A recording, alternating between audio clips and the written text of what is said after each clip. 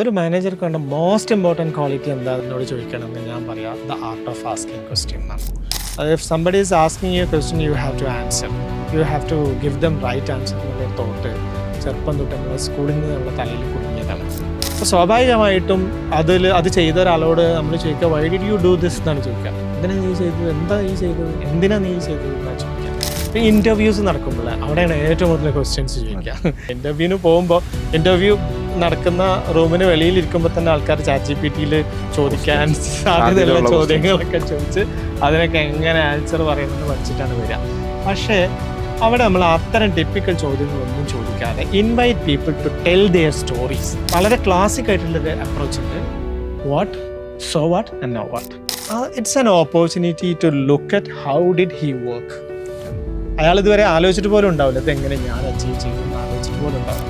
ഇത് മാനേജർക്ക് മാത്രമല്ല കേട്ടോ, ഏതൊരു മനുഷ്യനും ഈ സ്കില്ലുണ്ടെന്നുണ്ടെങ്കിൽ കുറേ പ്രശ്നങ്ങൾ ജീവിതത്തിൽ പരിഹരിക്കാം. അങ്ങനെ അത് ചോദിച്ചതിന് ശേഷം നിങ്ങൾ ലാസ്റ്റ് ഒരു ചോദ്യം ചോദിക്കണം, okay and what did you learn from this failure. അതിന് അയാൾക്ക് കൃത്യമായ ഉത്തരം ഉണ്ടെന്നുണ്ടെങ്കിലോ. ഒരു മാനേജർക്ക് വേണ്ടത് ബെസ്റ്റ് ക്വാളിറ്റി എന്നാണ് നിങ്ങളുടെ ഒരു അഭിപ്രായത്തിലൊന്ന് പറയാം. ഒരു മാനേജർക്ക് വേണ്ട മോസ്റ്റ് ഇമ്പോർട്ടൻറ്റ് ക്വാളിറ്റി എന്താണെന്ന് എന്നോട് ചോദിക്കണമെങ്കിൽ ഞാൻ പറയാം the art of asking question എന്നാണ്. എന്താ അങ്ങനെ? കാരണം എന്താണെന്ന് വെച്ച് കഴിഞ്ഞാൽ നമ്മളിപ്പോൾ ഒരു ഓർഗനൈസേഷനിൽ ചെന്നാൽ പലപ്പോഴും എന്നെ ട്രെയിനിങ്ങിനൊക്കെ വേണ്ടിയിട്ട് ഓർഗനൈസേഷൻസ് വിളിക്കുമ്പോൾ നമ്മൾ ആദ്യം അവരുടെ പ്രോബ്ലം എന്താണെന്നാണ് കേൾക്കുക. അപ്പോൾ എല്ലാ ഓർഗനൈസേഷനിലും സെയിം പ്രോബ്ലമാണ്. ഞാൻ എൻ്റെ ഇത്രയും കാലത്തെ അനുഭവത്തിൽ പല ഓർഗനൈസേഷനിലും പോയിട്ടും എല്ലായിടത്തൊന്നും ഒരേ പ്രോബ്ലം അല്ലാതെ ഡിഫറെൻ്റ് ആയ പ്രോബ്ലംസ് കേട്ടിട്ടില്ല.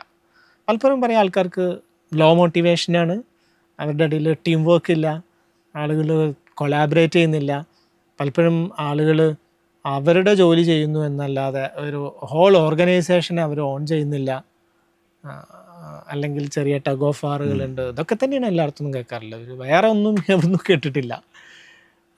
എന്നാൽ ഈ നമ്മൾ ഇതാണ് പ്രോബ്ലം എന്ന് മനസ്സിലാക്കിയിട്ട് എല്ലാവർക്കും ഒരു സൊല്യൂഷൻ കൊടുത്തു കഴിഞ്ഞാൽ അത് അവിടെ വർക്കാവില്ല. പക്ഷെ നമ്മൾ കുറച്ചും കൂടെ ഡീപ്പിലേക്ക് ഡിഗ് ചെയ്ത് പോകുന്നിടത്തോളം നമുക്ക് മനസ്സിലാവും ഓരോ ഓർഗനൈസേഷനും യുണീക്കാണ്, എല്ലാവരുടെ പ്രോബ്ലം ഡിഫറെൻ്റ് ആണ്. ഈവൻ ദോ നമ്മൾ ഒറ്റ കാര്യമാണ് പറയണതെന്നെങ്കിലും ടീം വർക്ക് ഇല്ല എന്നാണ് പറയണതെങ്കിലും അതല്ല അവിടുത്തെ യഥാർത്ഥത്തിലുള്ള പ്രോബ്ലം നമുക്ക് മനസ്സിലാവുക കൂടുതൽ ആഴത്തിലേക്ക് പോകുമ്പോഴാണ്. അപ്പോൾ എങ്ങനെ നമ്മൾ ഈ ആഴത്തിലേക്ക് പോകുന്നത്? ആഴത്തിലേക്ക് പോകാനുള്ള ടൂളാണ് ആസ്കിങ് ക്വസ്റ്റ്യൻ. അപ്പോൾ സർഫേസിൽ നിൽക്കുന്ന കാര്യങ്ങളെങ്ങനെ വകഞ്ഞു മാറ്റി യഥാർത്ഥ ട്രൂത്ത് എന്താണ്, ആ ഓർഗനൈസേഷൻ്റെ ട്രൂത്ത് എന്താണെന്ന് കണ്ടുപിടിക്കാനുള്ള ടൂളാണ് ക്വസ്റ്റ്യൻ എന്ന് പറയുന്നത്. ക്വസ്റ്റ്യൻ എന്ന് പറഞ്ഞു കഴിഞ്ഞാൽ ആൾക്കാർക്ക് അത്ര എളുപ്പമുള്ള കാര്യമൊന്നുമല്ല. I'm going to ask you some question എന്ന് പറഞ്ഞു കഴിഞ്ഞാൽ തന്നെ ആൾക്കാരുടെ മൂഡ് മാറും. എന്ത് ചോദ്യമാണോ ഇനിയിപ്പോൾ ചോദിക്കാൻ പോണ് എന്ന് വരും. അത് എവിടുന്നാണ് വരുന്നതെന്ന് വെച്ച് കഴിഞ്ഞാൽ if somebody is asking you question you have to answer, you have to give them right answer എന്നുള്ളൊരു തോട്ട് ചെറുപ്പം തൊട്ട് നമ്മൾ സ്കൂളിൽ നിന്ന് നമ്മളെ തലയിൽ കുടുങ്ങിയതാണ്. ആളുകളോട് നമ്മൾ ക്വസ്റ്റ്യൻ ചോദിക്കുന്നത് അവരെ ഇൻട്രോഗേറ്റ് ചെയ്യാനല്ല, അവരെ അണ്ടർസ്റ്റാൻഡ് ചെയ്യാനാണെങ്കിലോ അപ്പോൾ എളുപ്പമാണല്ലോ ആൾക്കാർക്ക് മറുപടി പറയാൻ. അവരുടെ റിയാലിറ്റി എന്താണ് അത് കാണാൻ, അത് മനസ്സിലാക്കാൻ ആണെങ്കിലോ. അപ്പോൾ ക്വസ്റ്റ്യൻ ചോദിക്കുക എന്ന് പറഞ്ഞാൽ ഇറ്റ്സ് ആൻ ആർട്ട്. ആളുകളെ ത്രെട്ടൻ ചെയ്യാതെ അവരുടെ ട്രസ്റ്റ് വിൻ ചെയ്തുകൊണ്ട് അവർക്ക് ഇമോഷണൽ സേഫ്റ്റി ഓഫർ ചെയ്തുകൊണ്ട് ചോദിക്കേണ്ട ഒരു പരിപാടിയാണ് ക്വസ്റ്റ്യൻ എന്ന് പറയുന്നത്. അപ്പോൾ അങ്ങനെ വരുമ്പോൾ നമുക്ക് ക്വസ്റ്റ്യൻ ചോദിക്കാനുള്ള സ്കില്ല് നമ്മൾ ഡെവലപ്പ് ചെയ്യണം. നമ്മൾ എന്തിന് ക്വസ്റ്റ്യൻ ചോദിക്കുന്നു എന്നുള്ളതാണ് പ്രധാനം. മനുഷ്യൻ സ്വാഭാവികമായിട്ട് ക്വസ്റ്റ്യൻ ചോദിക്കുന്നൊരു ജീവിയാണ്, ചോദിച്ചുകൊണ്ടിരിക്കുന്നൊരു ജീവിയാണ്. ഏറ്റവും കൂടുതൽ ചോദ്യങ്ങൾ ചോദിക്കൽ ചെറിയ മക്കളാണ്. ഒരു അൺസ്റ്റോപ്പബിൾ ക്വസ്റ്റ്യൻസ് ആയിരിക്കും. നിങ്ങൾ ഒരു ക്വസ്റ്റ്യൻ ആൻസർ കൊടുത്തു കഴിഞ്ഞാൽ they will come with another bunch of questions. അപ്പോൾ ഇവർക്ക് എവിടെ നിന്നാണ് ഈ ക്വസ്റ്റ്യൻസൊക്കെ കിട്ടുന്നത്? ഇവർ ക്യൂരിയസ് ആവുന്നതുകൊണ്ടാണ്. കുട്ടികൾക്ക് എല്ലാതും അറിയണം. ഈ അവരുടെ ചുറ്റും നടക്കുന്ന ഫിനോമിനനെ മുഴുവൻ അവർക്ക് അറിഞ്ഞേ തീരുള്ളൂ. They cannot stop learning. So that they are asking question and they don't worry about the answer they are going to get. ആൾക്കാർ നമ്മളെ ജഡ്ജ് ചെയ്യുമോ അല്ലെങ്കിൽ അങ്ങനത്തെ ഒരു സംഭവമില്ല. ബിക്കോസ് അവരുടെ ക്യൂരിയോസിറ്റി അതിനേക്കാളും പവർഫുൾ ആയതുകൊണ്ടാണ് അവർ ചോദിക്കുന്നത്. അപ്പോൾ ക്വസ്റ്റ്യൻ എന്ന് പറയുന്നത് നമ്മൾ ക്യൂരിയസ് ആകുമ്പോൾ സ്വാഭാവികമായി നമ്മുടെ ഉള്ളിൽ നിന്ന് വരുന്ന ഒരു സാധനത്തെയാണ് ക്വസ്റ്റ്യൻ എന്ന് പറയുക. ഇംഗ്ലീഷിൽ ക്വസ്റ്റ്യൻ എന്നുള്ള വാക്കെടുത്ത് നോക്കൂ. അതിൽ ആദ്യത്തെ 4 വേർഡ് മാത്രം എടുത്തു കഴിഞ്ഞാൽ 5 ലെറ്റേഴ്സ് മാത്രം, 5 വേർഡല്ല 5 ലെറ്റേഴ്സ് മാത്രം എടുത്തു കഴിഞ്ഞാൽ ക്വസ്റ്റ് എന്ന് പറയുന്ന ഒരു വാക്ക് അതിനുള്ളിൽ ഒളിഞ്ഞു കിടക്കുന്നുണ്ട്. അപ്പോൾ ക്യൂരിയസ് ആയിട്ട് നമ്മൾ ചോദ്യം ചോദിക്കുക എന്നുള്ളത് അറിയാൻ വേണ്ടി ചോദിക്കുക, ഇൻട്രോഗേറ്റ് ചെയ്യാനോ ജഡ്ജ് ചെയ്യാനോ വേണ്ടി അല്ലാതെ ചോദിക്കുക. ഒരു ഉദാഹരണം പറയാം. നിങ്ങൾ ഓർഗനൈസേഷൻ്റെ ഉള്ളിൽ ഒരു പ്രശ്നം നടന്നു, അത്ര ഫേവറബിൾ അല്ലാത്തൊരു കാര്യം നടന്നു. അപ്പോൾ സ്വാഭാവികമായിട്ടും അത് ചെയ്ത ഒരാളോട് നമ്മൾ ചോദിക്കുക, Y did you do this എന്നാണ് ചോദിക്കുക. എന്തിനാ നീ ചെയ്തത്, എന്താ നീ ചെയ്തത്, എന്തിനാ നീ ചെയ്തത് എന്നാണ് ചോദിക്കുക. ആ ക്വസ്റ്റ്യൻ ഒന്ന് മാറ്റി നോക്കി. Can you help me to understand what happened? എന്താ ഉണ്ടായതെന്ന് ഒന്ന് എനിക്ക് മനസ്സിലാക്കി തരുമോ? അപ്പോൾ ആദ്യം നമ്മൾ അയാളൊരു പ്രതിയാക്കിയാണ് നിർത്തിയത്. Why did you do this എന്ന് ചോദിക്കുമ്പോൾ അയാൾ പ്രതിയാണ്. And can you help me to understand this എന്ന് ചോദിക്കുന്ന സമയത്ത് അയാളെ നമ്മൾ ആ പ്രതിക്കൂട്ടിൽ നിന്ന് ഇറക്കിയിട്ടുണ്ട്. അയാളുടെ ഭാഗം, അയാളുടെ പേഴ്സ്പെക്റ്റീവ് കേൾക്കാനാണ് നമ്മളിരിക്കുന്നത്. അപ്പോൾ അയാൾ സമാധാനപരമായിട്ട് കാര്യങ്ങൾ നമ്മളെ മുന്നിൽ അവതരിപ്പിക്കും. അല്ലെങ്കിൽ അയാൾ ഡിഫെൻഡ് ചെയ്തുകൊണ്ടും ചില സത്യങ്ങളൊക്കെ മറച്ചു വെച്ചുകൊണ്ടും അയാളുടെ ഭാഗം ഭയങ്കര പോളിഷ് ചെയ്തുകൊണ്ടൊക്കെ അവതരിപ്പിക്കും. ഇപ്പോൾ വേറൊരു ഉദാഹരണം പറയാം. ഇപ്പോൾ ഇൻ്റർവ്യൂസ് നടക്കുമ്പോൾ അവിടെയാണ് ഏറ്റവും കൂടുതൽ ക്വസ്റ്റ്യൻസ് ചോദിക്കുക. ഏതൊരു സിനിമയിലല്ലേ, ഒരു പൂച്ചക്ക് ഉണക്കമീനാണോ പച്ചമീനാണോ, ഒരു പൂച്ചക്ക് ഉണക്കമീൻ പച്ചമീൻ ഇട്ട് കൊടുത്താൽ ഉണക്കമീനാണോ പച്ചമീനാണോ ആദ്യം പൂച്ച കഴിക്കാൻ ചോദിക്കുന്ന പോലത്തെ ചോദ്യങ്ങളാണ് ചോദിക്കുക. അപ്പോൾ ഇൻ്റർവ്യൂ ട്രെയിനിങ് ഒക്കെ നല്ല രീതിയിൽ അറ്റൻഡ് ചെയ്തിട്ടാണ് ആൾക്കാർ വരുന്നത്. ഇൻ്റർവ്യൂവിന് പോകുമ്പോൾ ഇൻ്റർവ്യൂ നടക്കുന്ന റൂമിന് വെളിയിലിരിക്കുമ്പോൾ തന്നെ ആൾക്കാർ ChatGPT-യിൽ ചോദിക്കാൻ സാധ്യതയുള്ള ചോദ്യങ്ങളൊക്കെ ചോദിച്ച് അതിനൊക്കെ എങ്ങനെ ആൻസർ പറയണമെന്ന് പഠിച്ചിട്ടാണ് വരിക. പക്ഷേ അവിടെ നമ്മൾ അത്തരം ടിപ്പിക്കൽ ചോദ്യങ്ങളൊന്നും ചോദിക്കാതെ invite people to tell their stories. അതിന്ന് കിട്ടും ഒരാളുടെ ട്രൂ കളർ എന്ന് പറയുന്നത്. ഇപ്പോൾ ഉദാഹരണത്തിന്, when was the last time you had some failure in your life എന്ന് നമ്മൾ ആൾക്കാരോട് ചോദിക്കുകയാണെന്നുണ്ടെങ്കിൽ ഒട്ടും എക്സ്പെക്റ്റ് ചെയ്യാത്ത ചോദ്യമായിരിക്കും ഉള്ളത്. സക്സസിനെ പറ്റി പറയാമെന്ന ആൾക്കാരോട് നമ്മൾ ഫെയിലിയറിനെ പറ്റി എങ്ങനെ ചോദിക്കുകയാണെന്നുണ്ടെങ്കിൽ, അപ്പോൾ ആ ചോദ്യം ചോദിച്ചപ്പോൾ ഒരാൾ ഫെയിലിയർ എന്ന് പറയുന്ന സമയത്ത് അയാൾക്ക് ഫെയിലിയറായ കഥ പറയാൻ അയാൾക്ക് പ്രയാസമുണ്ട് എന്നുണ്ടെങ്കിൽ you got something about this person അല്ലേ. അയാൾക്ക് അയാളുടെ ഷാഡോ, അയാളുടെ ഡാർക്കർ സൈഡിനെ, അയാളുടെ വൾണറബിൾ ആയിട്ടുള്ള പാർട്ടിനെ ആക്സെപ്റ്റ് ചെയ്യാനുള്ള പ്രയാസം ഉണ്ടെന്ന് നിങ്ങൾക്ക് മനസ്സിലായില്ലേ. അങ്ങനെ അത് ചോദിച്ചതിന് ശേഷം നിങ്ങൾ ലാസ്റ്റ് ഒരു ചോദ്യം ചോദിക്കണം, okay and what did you learn from this failure? അതിന് അയാൾക്ക് കൃത്യമായ ഉത്തരം ഉണ്ടെന്നുണ്ടെങ്കിലോ. ഗ്രേറ്റ്.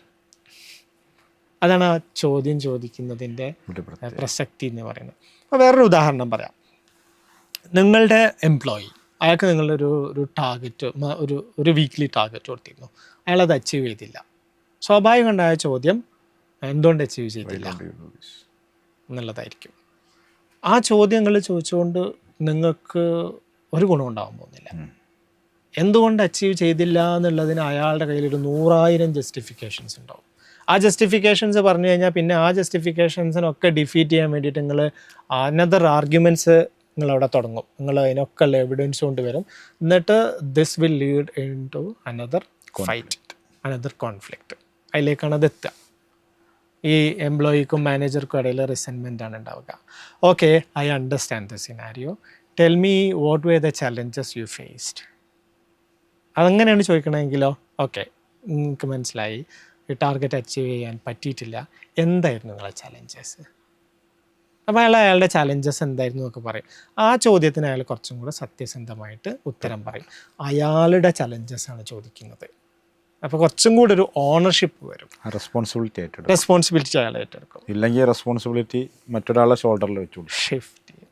അപ്പോൾ അതൊക്കെ കഴിഞ്ഞതിന് ശേഷം അയാളോട് ചോദിക്കണം, ഓക്കെ എന്ത് ഹെൽപ്പാണ് എൻ്റെ ഭാഗത്തുനിന്ന് വേണ്ടത്? നെക്സ്റ്റ് ടൈം അടുത്ത വീക്കിൽ ഇതേ കാര്യം തന്നെയാണ് ചെയ്യാൻ പോണത്. നിങ്ങൾക്ക് ഈ ചലഞ്ചസ് ഓവർകം ചെയ്യാൻ എന്ത് ഹെൽപ്പാണ് കമ്പനിയുടെ ഭാഗത്തുനിന്ന് വേണ്ടത്? അപ്പോൾ അയാളുടെ പ്രോബ്ലം സോൾവ് ചെയ്യാനുള്ള സൊല്യൂഷൻസ് അയാൾ തന്നെ ഫൈൻഡ് ഔട്ട് ചെയ്യും. റെസ്പോൺസിബിലിറ്റി പിന്നെയും അയാളിലേക്ക് തന്നെ എത്തും. ഈ നിലക്കുള്ള ഒരു സ്കില്ലാണ് ആർട്ട് ഓഫ് ആസ്കിങ് ക്വസ്റ്റ്യൻ എന്ന് പറയുന്നത്. നമുക്കതിനൊരു ഓർഡർ ഉണ്ടാവില്ല, ചിലപ്പോൾ സിനാരിയോയ്ക്ക് അനുസരിച്ച് ഓർഡർ മാറും. എന്നാലും ഒരു കോമൺ ആയിട്ടൊക്കെ യൂസ് ചെയ്യാൻ പറ്റുന്ന രൂപത്തിൽ ഒരു ആർട്ട് ഓഫ് ആസ്കിങ്ങിൻ്റെ ഒരു പാറ്റേൺ ഒന്ന് പറയാമോ?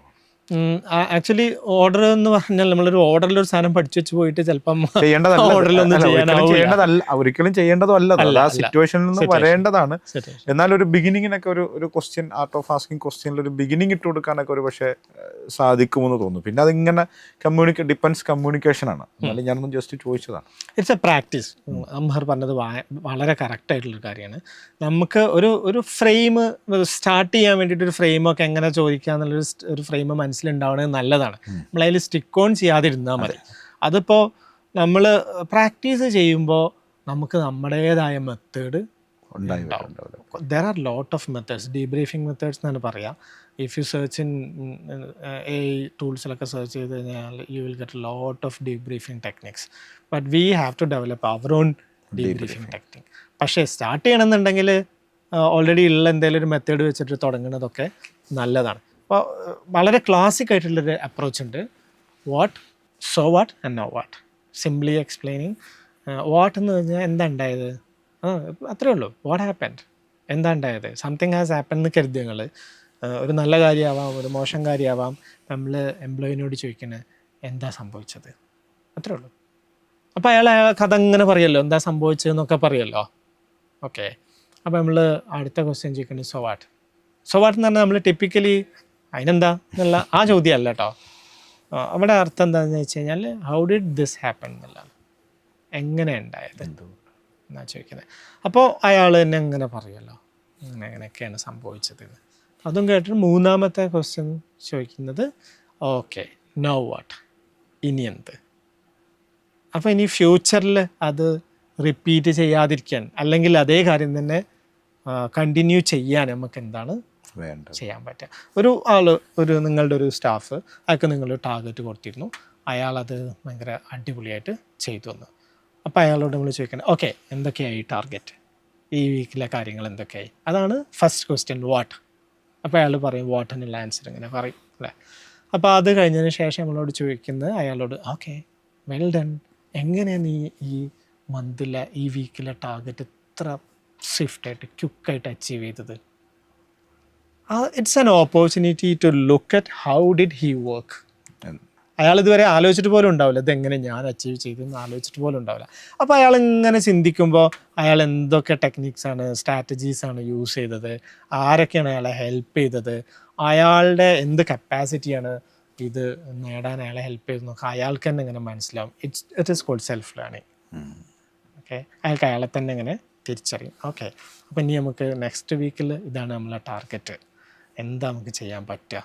അപ്പോൾ അയാളുടെ മുമ്പത്തെ എക്സ്പീരിയൻസിൽ നിന്ന് ഒരു സ്റ്റെപ്പും കൂടെ മുന്നോട്ട് പോകാൻ എന്തൊക്കെ റിസോഴ്സ് അയാൾക്ക് എടുക്കാൻ പറ്റുമെന്ന് അയാൾ തന്നെ കണ്ടെത്തും.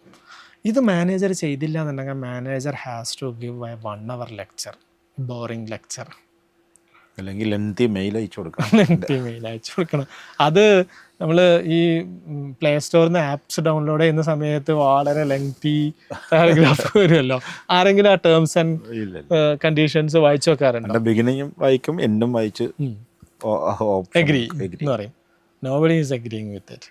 അതേപോലെയാണ് അതുണ്ടാവുക. ശരിക്കും കോൺഫ്ലിക്റ്റുകൾ ഒഴിവാക്കാൻ പാരൻസിന്, ഇൻസ്റ്റിറ്റ്യൂഷൻ ലീഡേഴ്സിന്, മാനേജേഴ്സിനൊക്കെ ഇതൊരു ടൂളായിട്ട് ഉപയോഗിക്കാം. ടൂളായിട്ട് ഉപയോഗിക്കണമെന്നാണ് എനിക്ക് തോന്നുന്നത്. കാരണം ഇവിടെയൊക്കെ ഇപ്പം നിങ്ങളത് പറഞ്ഞപ്പോഴത്തേക്ക് എനിക്ക് മനസ്സിലായത് ആ ഭാഗത്തിരിക്കുന്ന ആൾ വളരെ കുറഞ്ഞ വേർഡുകളെ കമ്മ്യൂണിക്കേറ്റ് ചെയ്യുന്നുള്ളൂ. ബാക്കി എല്ലാ റെസ്പോൺസിബിലിറ്റിയും ഒന്നെങ്കിൽ ആ പ്രോബ്ലം അച്ചീവ് ചെയ്യാത്ത ആൾ ഏറ്റെടുക്കുകയാണ്. അപ്പോൾ ഈ ആർട്ട് ഓഫ് ആസ്കിങ് എന്ന് പറയുന്നത് ഒരു കമ്മ്യൂണിക്കേഷൻ്റെ തന്നെ ഒരു ഭയങ്കര ബേസിക്കായിട്ട് ഇത് മാനേജർക്ക് മാത്രമല്ല കേട്ടോ, ഏതൊരു മനുഷ്യനും ഈ സ്കില്ല് ഉണ്ടെന്നുണ്ടെങ്കിൽ കുറേ പ്രശ്നങ്ങൾ ജീവിതത്തിൽ ഒഴിവാക്കാൻ പറ്റും. ക്ലാരിറ്റിയോട് കൂടിയിട്ട് മറ്റേ ആൾ ഉദ്ദേശിച്ച കാര്യം ഞാൻ മനസ്സിലാക്കി, ഇത് തന്നെയാണോ ഞാൻ മനസ്സിലാക്കി തന്നെയാണോ നിങ്ങൾ ഉദ്ദേശിച്ചത് എന്നൊന്ന് ഉറപ്പ് വരുത്തി കഴിഞ്ഞാൽ കുറേ കോൺഫ്ലിക്റ്റ് ഒഴിവാക്കാമല്ലോ. അപ്പം അംഹർ എന്നോട് ഒരു കാര്യം പറഞ്ഞു, ഓക്കെ എന്ന് പറഞ്ഞു ഞാൻ. ഈ ഓക്കെ പറഞ്ഞതിന് മുമ്പ് അംഹർ പറഞ്ഞ കാര്യം ഇത് തന്നെയാണോ എന്ന് ചോദിക്കും എന്ന് ഞാനൊന്ന് വെരിഫൈ ചെയ്യണമെങ്കിൽ. മറ്റേത് അസംഷനിൽ നിന്നിട്ട് വേറെ ബിൽഡ് ചെയ്യും. അതെ, അസംഷൻസ് ആണ് പലപ്പോഴും എന്ത് ചെയ്യുക, പ്രോബ്ലം കമ്മ്യൂണിക്കേഷൻ ഗ്യാപ്പിലേക്ക് എത്തിക്കുക. ഓക്കെ, വാട്ട് ഐ ഹേർഡ്, അപ്പം നിങ്ങൾ പറഞ്ഞത് ഇതല്ലേ എന്ന് ചോദിക്കുക. ഞാൻ അതല്ല ഉദ്ദേശിച്ചെന്ന് പറയുമ്പോഴാണ് ക്ലാരിറ്റി വന്നു, റിലേഷൻഷിപ്പ് വന്നു, ഒരുപാട് കാര്യങ്ങളുണ്ടാവും. അപ്പം എല്ലായിടത്തും അത് ഹെൽപ്ഫുള്ളാണ്. ഇപ്പോൾ രസകരമായ ഒരു പ്രാക്ടീസ് ഉണ്ട്. പലപ്പോഴും ഞാൻ ആൾക്കാരുടെ കഥകൾ കേൾക്കുമ്പോഴേ വളരെ അത്ര ഫേവറബിൾ അല്ലാത്ത സ്റ്റോറിയാണെന്ന് കരുതുക, അത്ര കേൾക്കാൻ സുഖമില്ലാത്തൊരു സംഭവമാണ് അവരുടെ ജീവിതത്തിൽ സംഭവിച്ചത് എന്ന് കരുതുക. അപ്പോൾ നമ്മൾ അവരോട് ചോദിക്കുകയാണ്, imagine this is a movie, സിനിമയാണെന്ന് കരുതുക. ആൻഡ് ഈ മൂവിക്ക് നമുക്കൊരു ഡിഫറെൻ്റ് ആയൊരു ക്ലൈമാക്സ്, വേറൊരു ക്ലൈമാക്സ് ഇതിനുണ്ടാവുകയാണെന്നുണ്ടെങ്കിൽ ഈ സ്റ്റോറിയിൽ എവിടെയാണ് ഒരു മാറ്റം വരുത്തേണ്ടത് എന്നൊരു ചോദ്യം ചോദിക്കുക. ആ ചോദ്യം ചോദിക്കുന്നതോട് കൂടെ തന്നെ ഇപ്പോൾ ഒരു ഉദാഹരണം പറയാം. ഒരു ബോസും എംപ്ലോയിയും തമ്മിൽ ഒരു ഇഷ്യൂ ഉണ്ടായി, അത് സോൾവ് ചെയ്യാൻ പറ്റില്ല. നിങ്ങളടുത്ത് ഈ ബോസ് ഈ കഥ ഇങ്ങനെ പറഞ്ഞുകൊണ്ടിരിക്കുകയാണ്. ബോസിനോട് നിങ്ങൾ തിരിച്ചു ചോദിക്കുകയാണ്, imagine this is a movie and you played this role and your employee played this role. And if we are going to create a different climax for this movie, where do you make changes? Great. അപ്പോൾ അയാളിരുന്ന് കണ്ടെത്തിക്കോളും what character I played, what character I could have played, ഉത്തരം കിട്ടിക്കോളും. Just a question. ആ ക്വസ്റ്റ്യന് ഒരു enormous ആയിട്ടുള്ള learning ഉണ്ടാക്കും. അപ്പോൾ മാനേജേഴ്സിന് ഈ സ്കില്ലാണ് ശരിക്കും പറഞ്ഞാൽ മോസ്റ്റ് ഇമ്പോർട്ടൻ്റ് ആയിട്ടുള്ള മിനിമം കമ്മ്യൂണിക്കേഷൻ കൊണ്ട് ഗ്രേറ്റർ ഇമ്പാക്റ്റ് ഉണ്ടാക്കാനായിട്ട് സാധിക്കും. അപ്പോൾ managers has to learn this. ഇത് ഗൂഗിളിൽ നിന്ന് കിട്ടുന്ന സ്കില്ലല്ല. അതല്ല ഇപ്പോൾ പോയിട്ട് what so what now what എന്ന് ഒറ്റയടിക്ക് ഡയറക്റ്റ് ചോദിച്ചാൽ അവിടെ വേറെ പ്രശ്നങ്ങൾ പറ്റില്ല. ഇത് ലേൺ ചെയ്യണമെങ്കിൽ പേഴ്സണാലിറ്റി മനസ്സിലാക്കാനും മാനേജേഴ്സിൻ്റെ പേഴ്സണാലിറ്റി ഏതാണെന്ന് അണ്ടർസ്റ്റാൻഡ് ചെയ്ത് അതിനനുസരിച്ചിട്ട് സെൽഫായിട്ടുള്ളൊരു മോഡൽ ക്രിയേറ്റ് ചെയ്യാനായിട്ട്. ഇതിൽ ഏറ്റവും പ്രധാനപ്പെട്ട ഒരു കാര്യം എന്താണെന്ന് വെച്ച് കഴിഞ്ഞാൽ ആളുകൾ ക്വസ്റ്റ്യൻ ചോദിക്കാൻ മടിക്കുന്നത് നമ്മൾ എക്സ്പെക്ട് ചെയ്യുന്ന മറുപടി കിട്ടൂല എന്നുള്ളത്. അപ്പം മാനിപ്പുലേറ്റീവ് ക്വസ്റ്റ്യൻസ് ഉണ്ട് കേട്ടോ. നമ്മൾ വിചാരിച്ച ഉത്തരം മറ്റുള്ളവരെ കൊണ്ട് പറയിപ്പിക്കുന്ന തരത്തിലുള്ള ടോക്സിക് ആയ ക്വസ്റ്റ്യൻസ് ഒക്കെ ചോദിക്കുന്ന ആൾക്കാരുണ്ട്. അപ്പോൾ അങ്ങനത്തെ ചോദ്യങ്ങൾ ചോദിക്കരുത്. പരമാവധി എന്താ പറയുക, ലോഡഡ് ക്വസ്റ്റ്യൻസ് ഒക്കെ പറയും. ഉത്തരം അതിൻ്റെ ഉള്ളിൽ തന്നെ ഉണ്ട്, ആ ചോദ്യത്തിൽ തന്നെ ഉണ്ട് ഉത്തരം. അങ്ങനത്തെ ചോദ്യങ്ങൾ ചോദിച്ചിട്ട് ആളുകളെ ബുദ്ധിമുട്ടാക്കരുത്. അതല്ലാത്ത ബ്യൂട്ടിഫുൾ ആയിട്ടുള്ള ക്വസ്റ്റ്യൻസ് ചോദിക്കുക, പഠിക്കുക എന്ന് പറയുന്നത് ആദ്യം നമ്മൾ ഒഴിവാക്കേണ്ടത്. നമ്മൾ വിചാരിക്കാത്ത ഉത്തരങ്ങൾ ചിലപ്പം കിട്ടും, അതിനെ പേടിക്കേണ്ടതില്ല, അതിനെ പേടിക്കാതിരുന്നാൽ മതി. ആ ഉത്തരം വന്നു കഴിഞ്ഞാൽ അതിൽ നിന്ന് തന്നെ കിട്ടും അടുത്തത് എന്താ ചോദിക്കേണ്ടത് എന്നുള്ളത് എന്ന് തന്നെ കിട്ടും. It's A practice. നമ്മളെ വർക്ക്ഷോപ്പുകളിൽ മാനേജേഴ്സിനുള്ള ട്രെയിനിങ്ങുകളിൽ പലപ്പോഴും നമ്മൾ മാനേജേഴ്സിന് ഈ നിലക്ക് ക്വസ്റ്റ്യൻസ് ചോദിക്കാൻ വേണ്ടി ലേണിങ്ങിൽ നിന്നുണ്ടായി വരേണ്ട ഒരു practice. Absolutely. ATBC, Profit with Purpose, Prosperity for All.